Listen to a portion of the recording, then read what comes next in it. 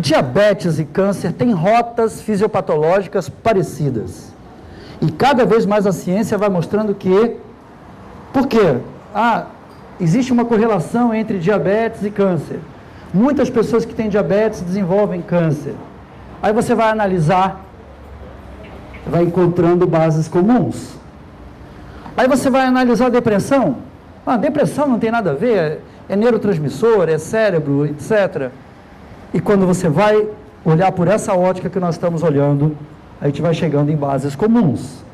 O nome dessa palestra parece presunçoso, já que o câncer é a doença que desafia a medicina. É a doença que mais gera o impulso de pesquisa, de saber qual é a causa dela, de saber qual é o melhor tratamento, de descobrir um novo quimioterápico, de descobrir uma nova terapia. Quando eu fiz a residência em cirurgia aqui em Brasília, eu fiz residência de cirurgia no HUB, aqui no Hospital Universitário de Brasília. Uma residência muito boa. Logo depois dela eu passei na prova do Colégio Brasileiro de Cirurgiões. Então, eu fiz essa faculdade e eu reparava naquela época a cirurgia de câncer era mutilação. Eram grandes mutilações. A gente tinha até um dizer que era grandes cirurgiões, grandes incisões. Era o dizer da época, né? Quanto melhor fosse o cirurgião, mais ele abria um talho para tirar aquela massa toda e tudo aquilo. Hoje nós estamos vivendo uma outra realidade. Câncer, uma doença que nos ensina a viver, não é um título presunçoso, vocês vão ver por quê. Quando nós queremos nos prevenir de câncer, nós precisamos mudar a nossa vida para prevenir o câncer.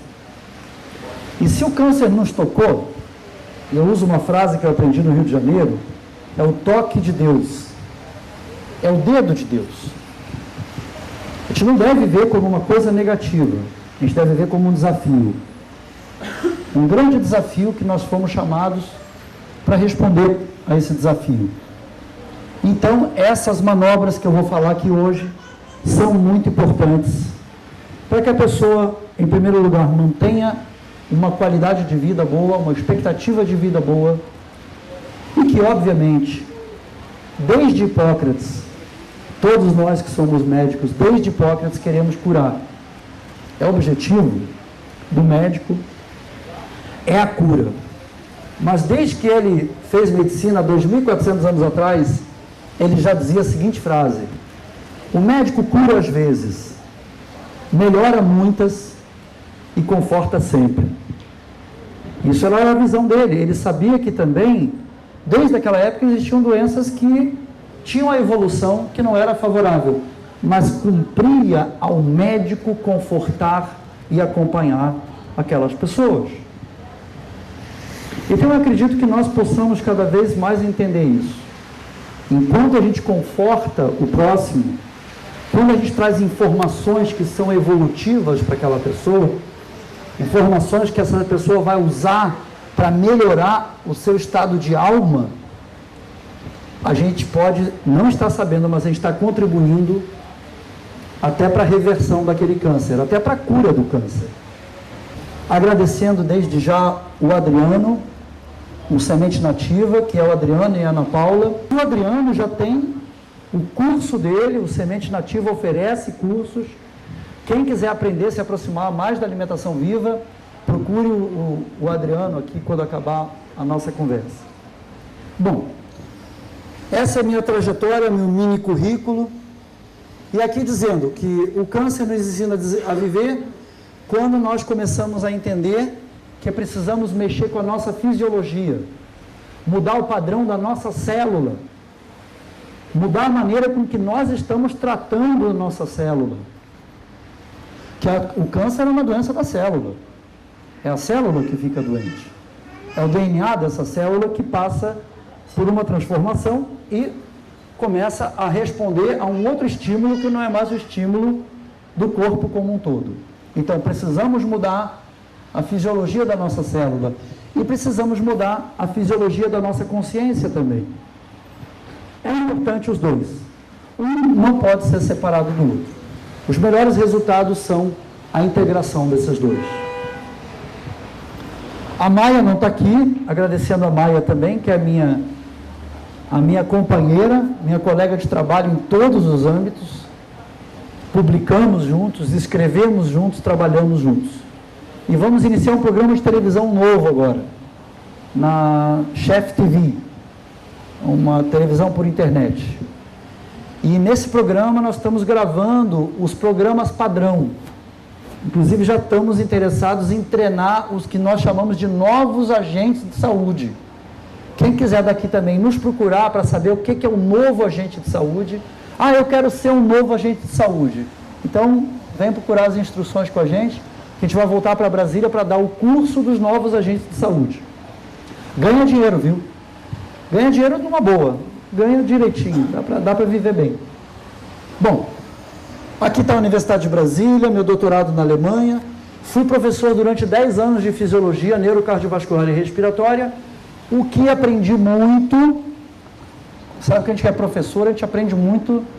Aprendi, inclusive, que eu fiz fisiologia na faculdade só para passar de ano, né? É como a gente normalmente faz fisiologia, aprendendo alguma coisa, e depois vem aquela matéria chamada farmacologia e arrasa com a fisiologia. Porque vem um remédio alopático e ele vai fazer tudo que a fisiologia faria.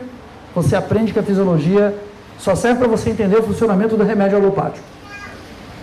Isso, não estou criticando a Universidade de Brasília, mas eu aprendi assim e descobri, sendo professor universitário, que a coisa continua a mesma. O aluno faz a fisiologia dizendo, lei de Poiseuille, meu Deus do céu, eles decoram a lei de Poiseuille. Fazem a prova, depois que acabou, ninguém lembra mais o que era aquilo.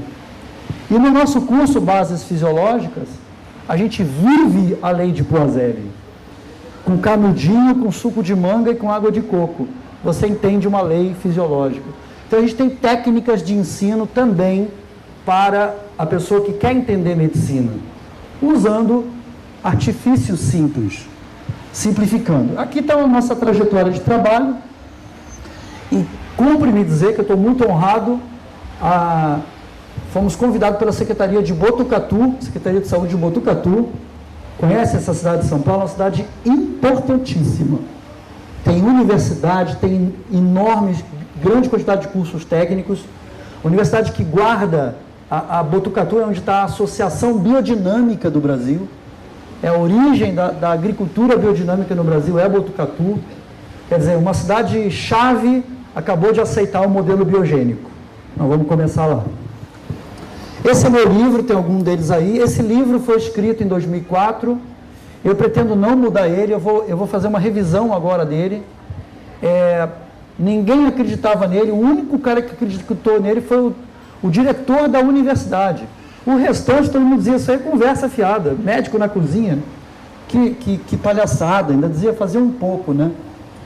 E realmente o livro mostrou que teve um fôlego aí, o próprio editor Alaúde ficou bem impressionado que o livro vende bem. Eu venho levando a mensagem viva desse livro adiante.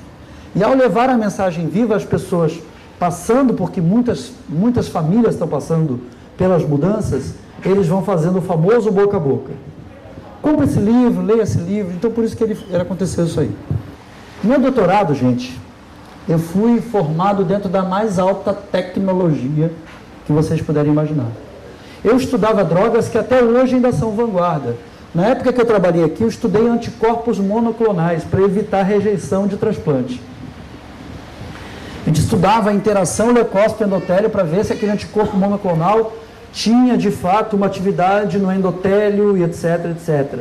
Só que a gente acabava de fazer o estudo e ia comer bolachinha, wafer, tomando refrigerante. Era comum.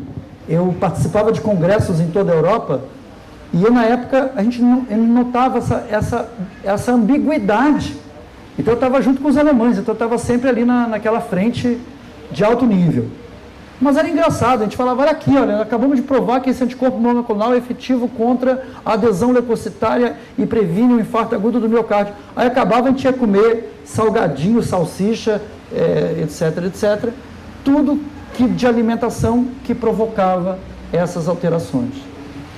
E não tenham dúvida que até hoje, embora Pode ser que as técnicas de microscopia tenham avançado mais ainda, mas muitos médicos ainda estão com o mesmo coffee break.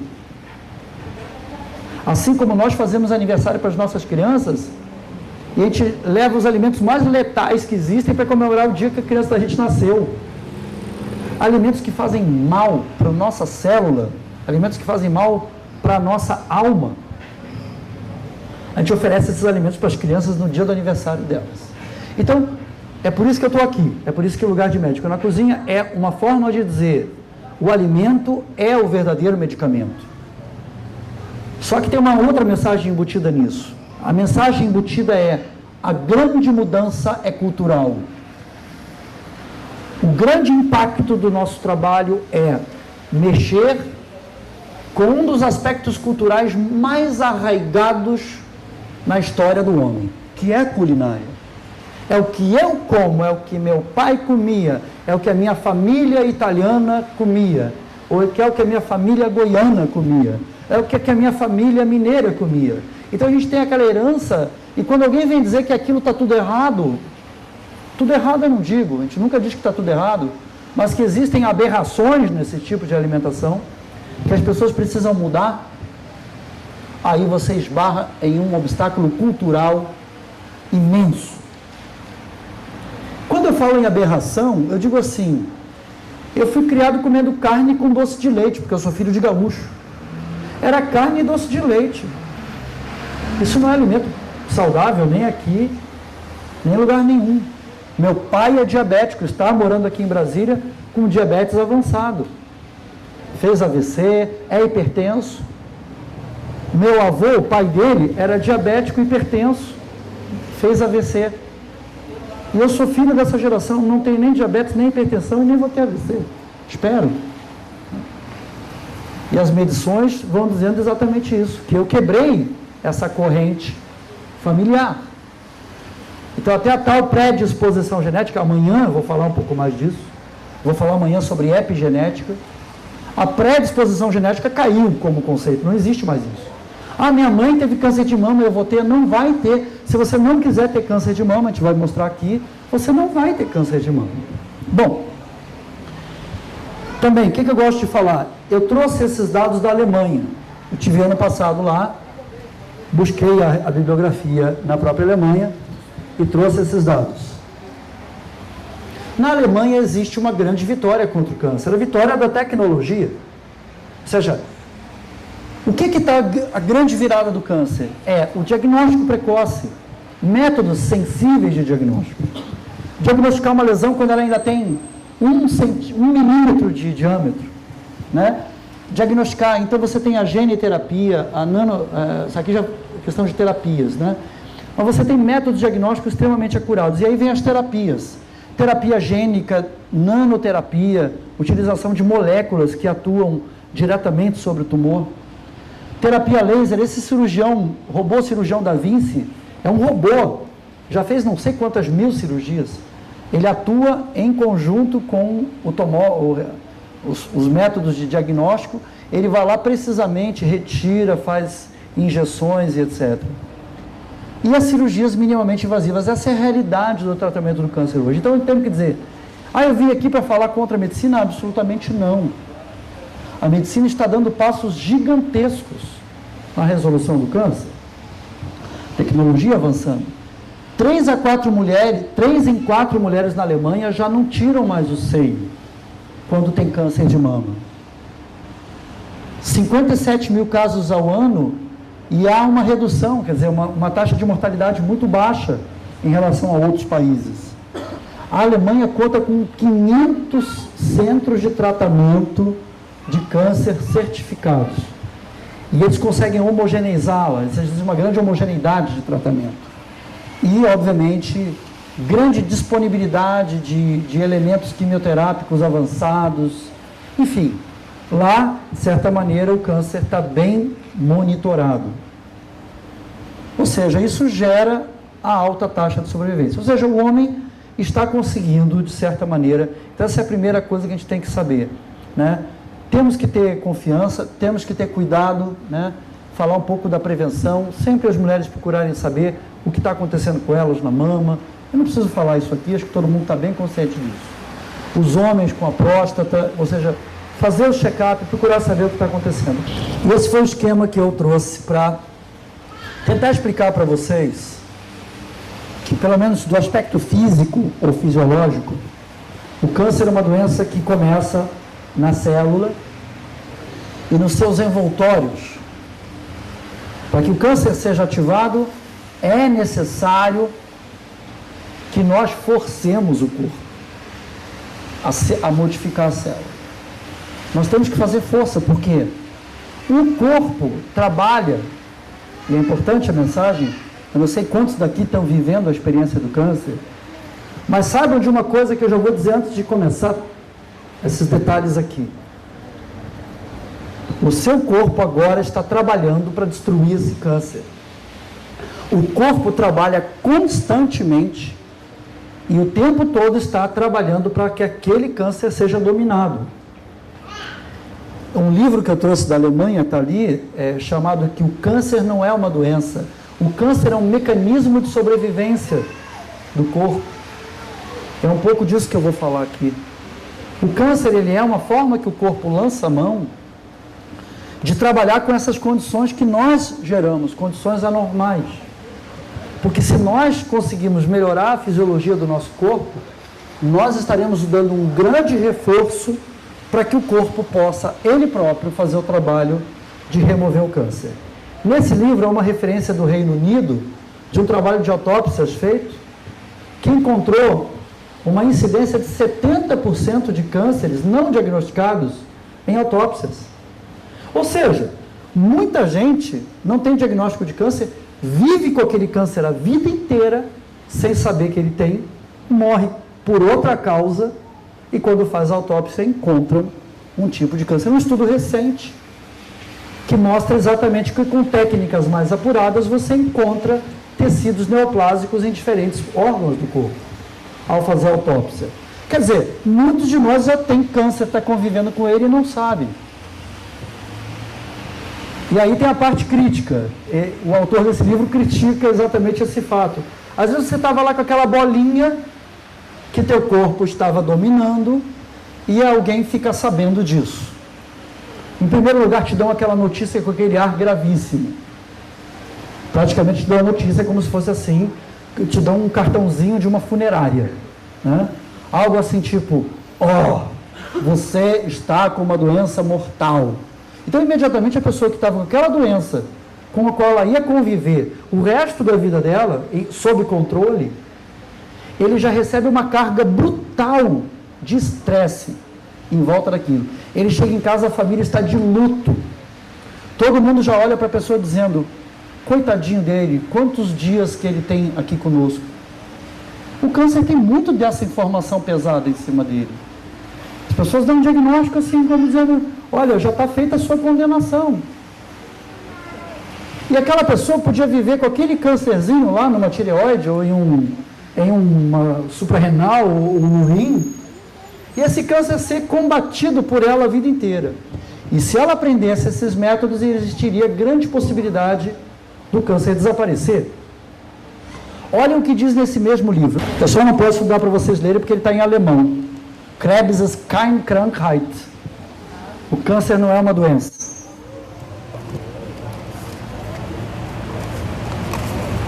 E nós temos a experiência do David Servan Schreiber, um grande médico canadense, que desenvolveu um câncer cerebral. Escreveu o livro Anticâncer, que é um livro piramidal na história da medicina. Ele divide águas. É um livro importantíssimo. Ele morreu de câncer. Ele morreu de câncer, mas ele viveu 15 anos depois de um diagnóstico de um câncer intracerebral, altamente maligno. Ele teve uma sobrevida de 15 anos. E segundo ele mesmo diz, ele fala, com a intenção de levar isso para o mundo todo, comecei a fazer um agendamento de palestras uma atrás da outra, comecei a descuidar da alimentação, comecei a descuidar de mim e o câncer reapareceu. Ele fez um livro que ele faz o testamento dele. É lindo esse livro. É um testamento espiritual que ele deixa para o mundo, para o planeta. Então, é muito interessante, quando a gente trata desse tema, a gente tem que ter noção clara disso. Primeiro, Pode ser que nós tenhamos, quem não tem diagnóstico, pode ser que tenha um câncer dentro do seu corpo, não se assuste, ele está aí, pode ser que vocês nunca saibam que ele está. Esse cara chega a falar que dependendo da abordagem que você desse a um câncer, ele poderia desaparecer como uma gripe. Ele simplesmente poderia desaparecer à medida que a pessoa tomasse consciência daquilo e colocasse seu próprio corpo em ação para reverter aquilo. Eu não vou dizer isso com tamanha ousadia, dessa maneira, mas eu prefiro dizer para todos que estão aqui esperançosos de ouvir uma mensagem. É essa mensagem. O corpo de vocês é capaz de combater o câncer. Sem a quimioterapia, sem a cirurgia, sem a radioterapia. Até dessa maneira ele seria capaz. Ah, então eu devo largar a radioterapia e a quimioterapia? Não. Como eu falei no primeiro slide, procurem a melhor tecnologia possível. Quem tiver recurso, procura o quimioterápico mais avançado, procura uma forma de terapia mais avançada. Elas estão avançando. Mas botem o corpo de vocês para trabalhar. Então vamos adiante. Essas bolotinhas que eu coloquei em volta da célula, isso é uma célula, tá? Coloquei assim azulzinha, para lembrar que a nossa célula é feita de água. A nossa célula é banhada em água. Nós somos seres aquáticos. 75% do nosso corpo é água. A nossa célula é isso aí mesmo, ela é sutil, ela quase não tem densidade. Ela é muito leve, é uma estrutura feita de membranas delgadas, membranas de alta complexidade, a membrana celular, a membrana do núcleo, o DNA. Quantas estruturas maravilhosas cabem dentro de um universozinho desse? Só que esse universozinho chamado célula, ele fica banhado no nosso corpo por uma substância chamada interstício, que é aquela água que fica em volta da célula. É nesse lugar chamado interstício que toda a história começa. Ah, não é dentro do vaso. Dentro do vaso também é o corpo todo. Mas é aqui no interstício que a gente vai definir várias questões que envolvem o surgimento ou não do câncer. E várias questões que vão nos dar autonomia e mais força para combater a doença. Estão aqui, nadando ao redor da célula, no chamado interstício. Então, dentro da célula, dentro de todos os nossos tecidos, dentro até do nosso plasma, existem essas estruturas que a medicina chama de plasmídios. São como se fossem microestruturas, parecem vírus. Vou tentar fazer a comparação para vocês. É como se nós tivéssemos vírus inativos dentro do nosso sangue. Vírus que são benévolos. Eles não causam mal nenhum. Eles fazem parte da estrutura viva do nosso sistema coloidal. São partículas envoltas por uma membrana, microscópicas muito menores que uma célula, estão vendo? E que fazem parte da nossa flora tecidual. Uau! Nunca ouvi falar disso, doutor Alberto. Pois é. Não está no currículo das faculdades de medicina. Mas eu só posso explicar isso no curso mais avançado. Porque existe uma questão de divisão no início do século XX. Houve uma divisão entre teoria do germe e teoria do terreno biológico. Aí eu deixo vocês com a curiosidade, não dá para explicar aqui, que é só para falar isso é mais uma hora de aula. Mas essas partículas existem, elas podem ser vistas em microscópio. O que nos leva a entender, puxa, quer dizer que a medicina vê coisas em microscópio e não reconhece elas? Exatamente. Não reconhece. Poderia reconhecer, mas não reconhece. A teoria do terreno biológico, ela nos dá uma visão muito diferente do que um médico aprende numa faculdade. Ela nos coloca na responsabilidade daquilo que está acontecendo no nosso corpo. Coisa que a teoria do germe não põe. A teoria do germe é a base de toda a indústria alopática que nós temos hoje. O que o médico alopata diz para você quando você tem uma gastrite? Usa omeprazol. Mas, doutor, eu tenho que fazer alguma dieta? Não, você pode comer pizza, cachorro quente e refrigerante. Usa o omeprazol que vai parar toda a secreção ácida. Essa é a escola da teoria do germe. Ela surgiu o seguinte: você não tem responsabilidade nenhuma com a sua acidez gástrica. Isso é uma alteração sua, mas o omeprazol vai resolver tudo. Então a gente tem esse grande mata-mato biológico que é o omeprazol. É o correspondente ao glifosato na agricultura. O mata-mato na agricultura é o omeprazol no corpo humano. Você está usando uma substância que no futuro vai desenvolver câncer de estômago na pessoa. Nós precisamos de um estômago ácido e todo médico chegando no pronto-socorro, o paciente, meu estômago está com azia, ele não consegue nem acabar a palavra azia. Eu já estou com A, ele já está prescrevendo omeprazol, toma, vai lá. É assim que aconteceu. Está dessa maneira. E a teoria do terreno biológico, eu estou tentando, não adianta querer explicá-la aqui. A teoria do terreno biológico, a grande característica dela é que ela nos coloca na responsabilidade do que está acontecendo no nosso corpo. A gente pode mudar uma secreção ácida, a gente pode mudar uma bronquite, a gente pode mudar uma cólica uterina,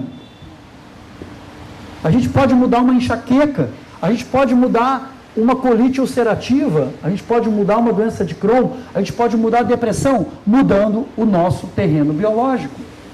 E isso se aplica ao câncer também.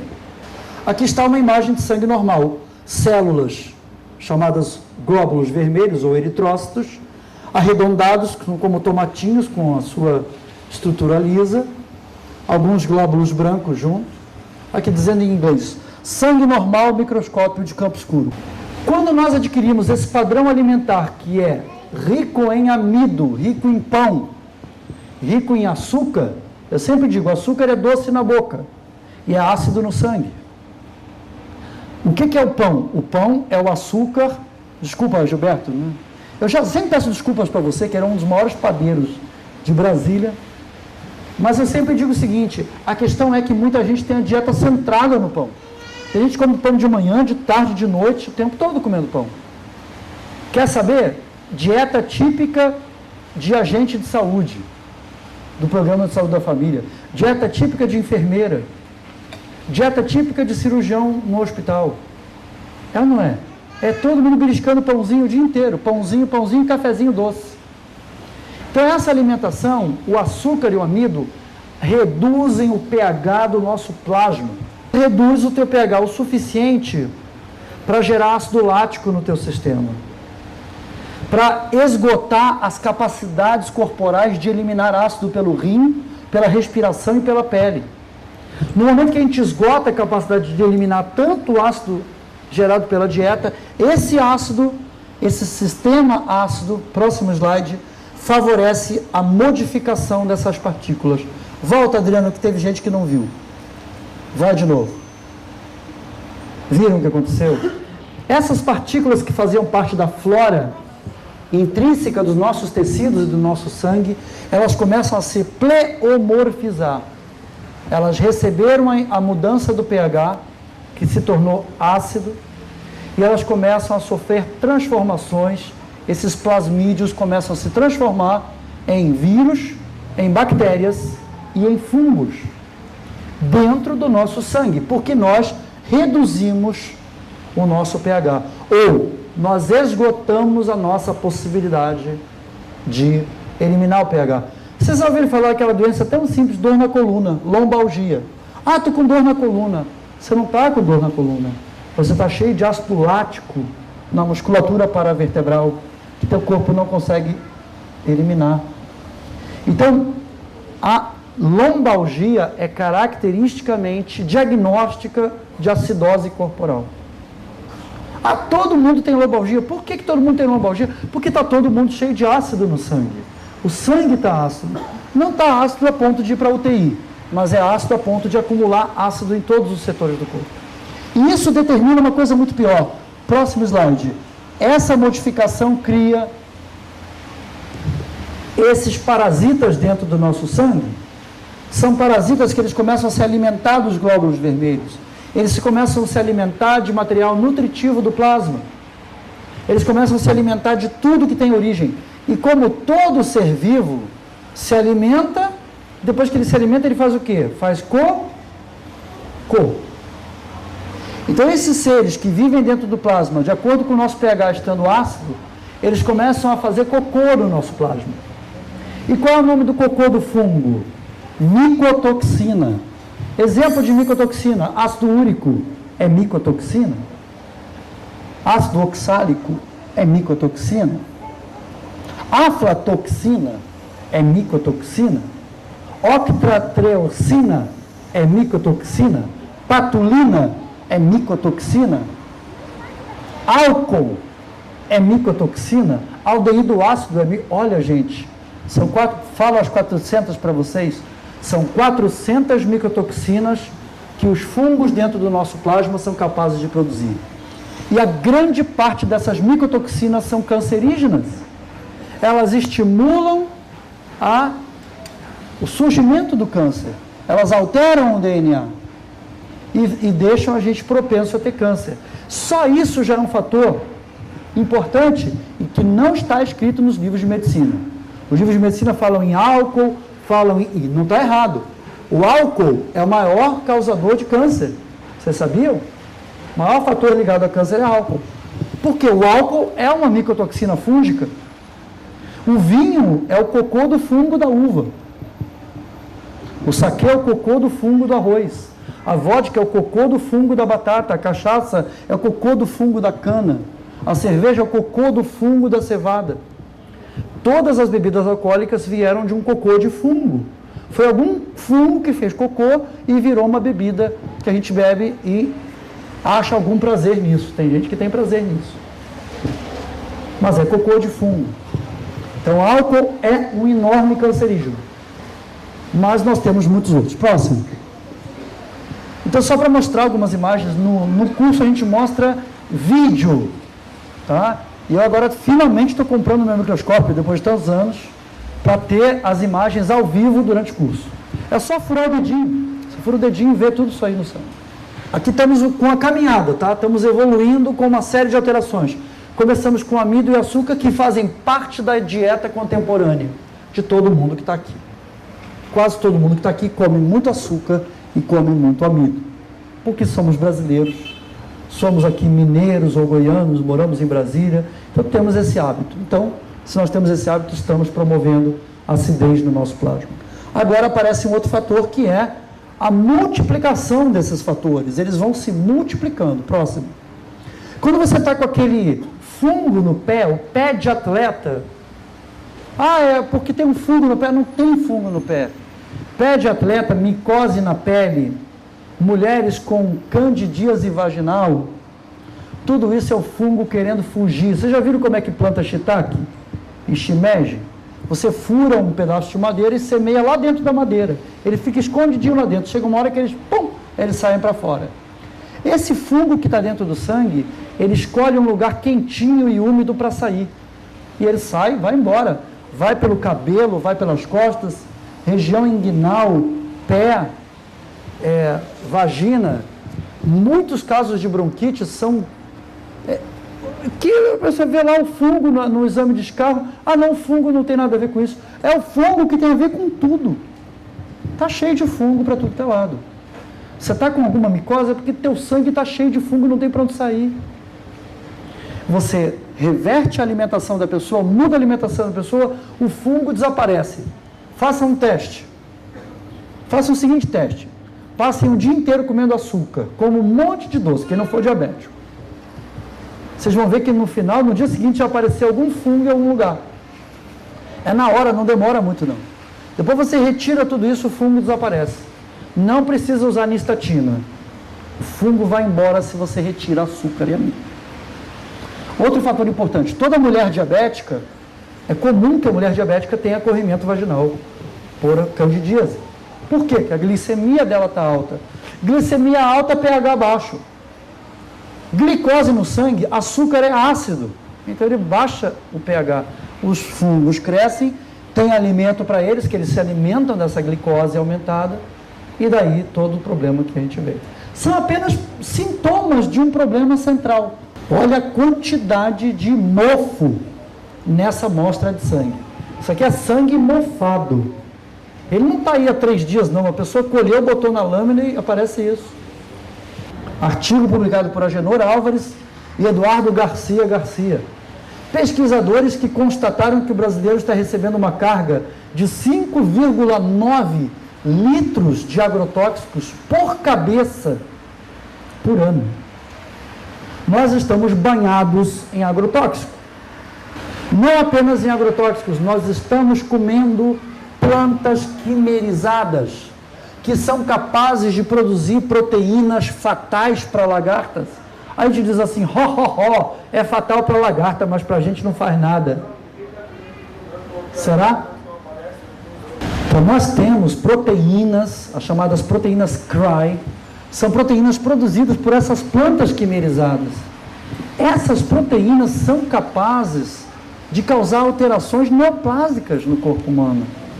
O Michael Hansen trouxe todas as alterações que já são comprovadas por essas proteínas que surgem dessas plantas que foram transformadas em agrotóxicos.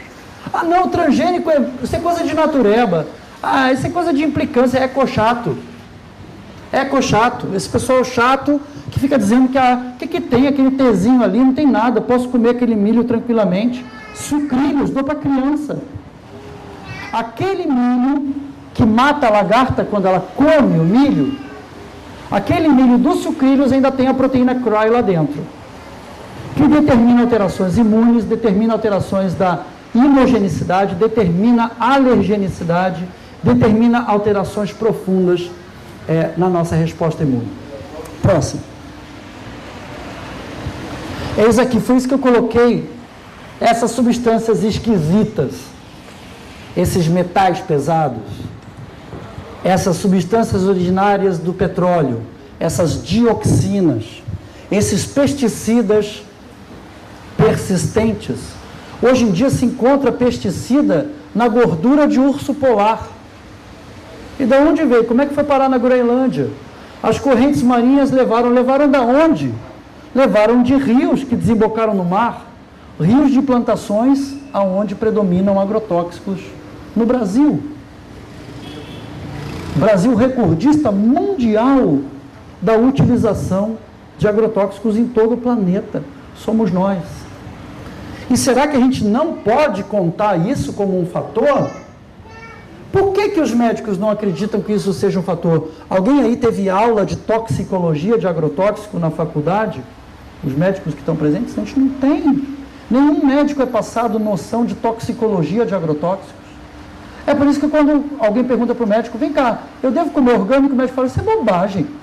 Pode comer, isso aí é porque é frescura.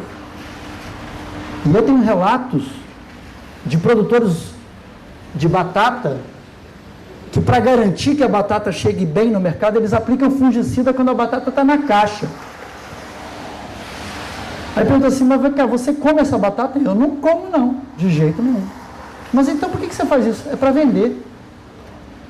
Então a mentalidade de muita gente é colocar o veneno porque aquele produto precisa ser vendido. A consequência daquele produto ser vendido,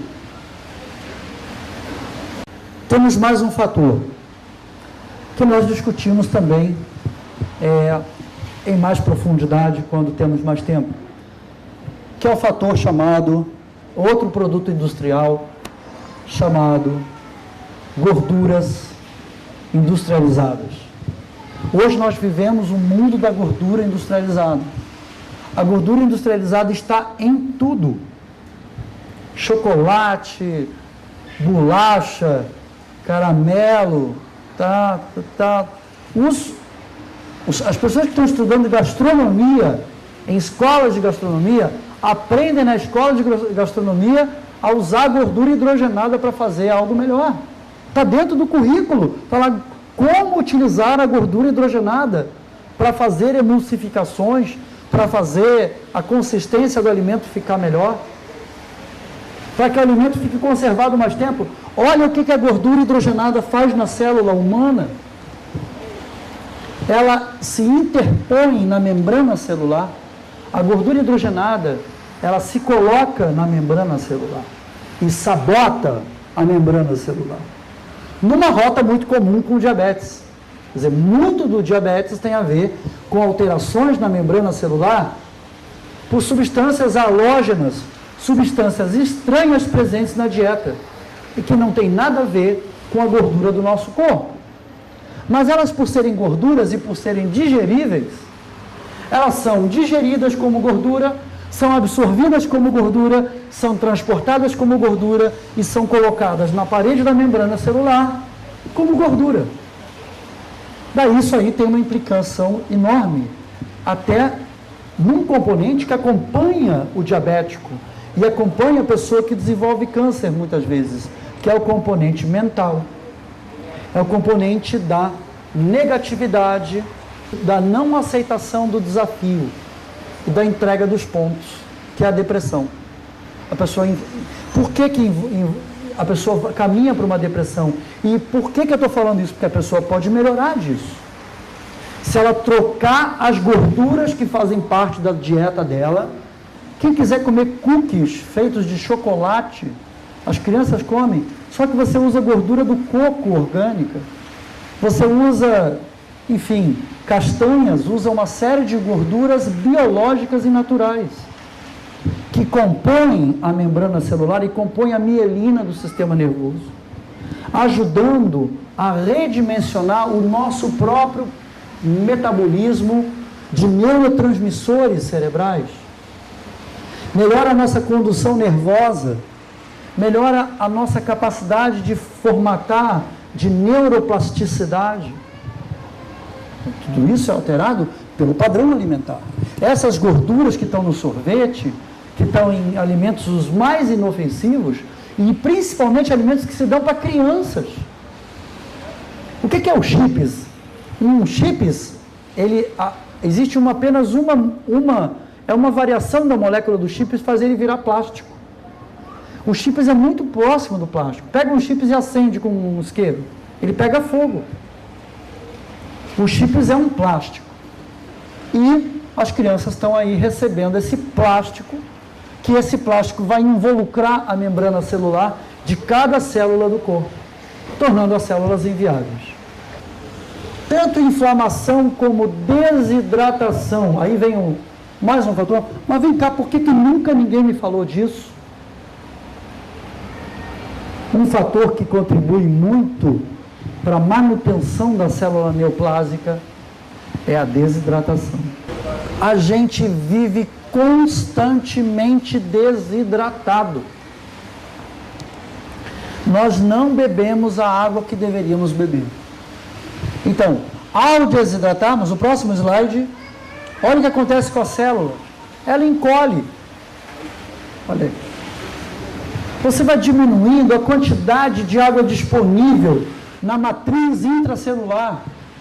Você vai diminuindo a quantidade de água disponível na matriz intranuclear, aonde está o DNA. Você diminui a quantidade de água disponível para a célula. E a água, todos sabem, que é o veículo sobre o qual todas as reações ocorrem. Isso inclui reações de transdução, isso inclui reações de interpretação do DNA. Erros do DNA ocorrem por conta de desidratação. Então nós devemos e procuremos o tempo todo nos hidratar, aumentar a quantidade de água. E principalmente, eu falei, ele me deu uma aguinha de coco que eu agradeci, porque a água do coco, além de é mais do que água mineral, é uma água biológica e é uma água estruturada. Essa água estruturada, ela entra no nosso sangue como plasma. Então ela tem uma propriedade de reidratação do nosso sistema totalmente diferente do que uma água mineral boa ou de uma água filtrada. A água que vem da planta é a melhor água para o nosso corpo. Finalmente, a vitamina O, próximo, que a gente aborda próximo, o estresse oxidativo. Ah, mas o que eu vou fazer? Eu vou tomar comprimido de coenzima Q, ou então vou comprar um comprimido caríssimo de vitamina tal. Você pode até fazer isso. Eu não chego a dizer para vocês que isso é errado. Que nós usemos substâncias que todo mundo sabe que beber clorofila, que eu tomei uma antes de começar, quando você bebe o extrato da grama do trigo, você aumenta a capacidade de carreamento de oxigênio do seu sangue. Porque a clorofila, imediatamente é aproveitada, a molécula da clorofila é muito semelhante à molécula da hemoglobina. Então, quem toma um copinho de grama de trigo por dia, está garantindo a hidratação, está garantindo a oxigenação do seu plasma. E mais, essa pequena ervinha milagrosa, quem é que conhece? Vocês não conhecem grama do trigo? A grama do trigo é a planta mais estudada hoje em dia, como planta, como reino vegetal. Porque a grama do trigo está promovendo milagres ao redor do mundo. E por quê? Que além de ser uma planta que eleva oxigênio para dentro do sistema, ela leva substâncias carreadoras de oxigênio do reino vegetal. Estimula a eritropoiesis, estimula o surgimento de nova hemoglobina, estimula o surgimento de novos glóbulos vermelhos. E é carreadora de substâncias antioxidantes, poderosíssimas. Então, é a vitamina O. Então, para mostrar para vocês, esse estudo, essa imagem é do Gabriel Cousens. E eu perguntei para ele, quando eu estive na Argentina com ele, eu falei, Gabriel, por que você não publicou ainda um livro sobre câncer? Quantos casos você tem de reversão de câncer? E a única coisa que ele fez, para mim, foi dar um sorriso enigmático. Eu entendi o sorriso enigmático dele. Aquele sorriso queria dizer, eu já estou curando o câncer, mas eu não posso publicar ainda. É muito complicado mexer com a indústria do câncer. Muito complicado. Existe todo um aparato, como a indústria do diabetes, tá? São indústrias. Todo um aparato que envolve isso. E tocar nesses assuntos e publicar um livro, ele já publicou do diabetes, está aqui. Ó. Ele enfrentou todo esse cartel do diabetes e publicou a cura do diabetes pela alimentação viva. E eu cheguei para ele com a minha sagacidade de médico e disse, vem cá, quem cura diabetes cura câncer. Ele deu aquela risadinha enigmática para mim. Então, essa imagem veio do livro, de um dos livros dele, mostrando o câncer linfático e um distúrbio micotóxico em uma paciente com câncer de mama. Com câncer de mama não, com alterações pré-neoplásicas. Isso são todas mostras de sangue, tá? As duas imagens são gotas de sangue com grande quantidade de fungos, num aumento maior, tá? Só estou mostrando essa imagem para vocês memorizarem ela vai voltar. Próximo. Aí vem a questão da nossa alimentação. Por que orgânico e por que cru? Por que alimento cru e por que alimento probiótico? Por que nós precisamos nos importar com isso? Por que o nosso alimento tem que ser cru? Ah, mas o médico me disse que não devo comer nada cru. Ah, não, porque eu estou fazendo um tratamento quimioterápico, a minha imunidade diminuiu. Ele proibiu de comer coisas cruas. Olha só o que dizem. Sabe por quê? Que existe um paradigma antigo que acha que no alimento cru vai ter ameba, que vai ter bactéria, que vai ter coisa errada. Quando é exatamente o contrário. Observem aqui. Qual é o efeito do cozimento? Seria eliminar a bactéria. A gente cozinha para eliminar a bactéria. Próximo slide. Só que após a gente cozinhar, existe um crescimento acelerado de bactéria. Por quê? O que a bactéria está fazendo num determinado alimento? Ela está ali para... O alimento entrou em degeneração, a bactéria está lá para fazer o processo que ela foi chamada.